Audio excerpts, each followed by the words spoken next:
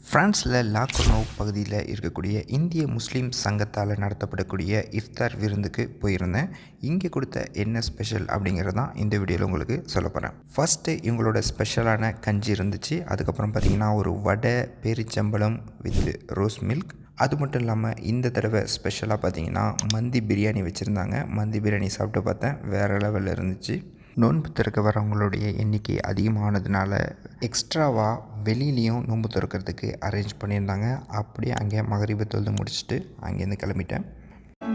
يا نور الهلال أقبل تعال فالشوق طال والقلب سما نحو السماء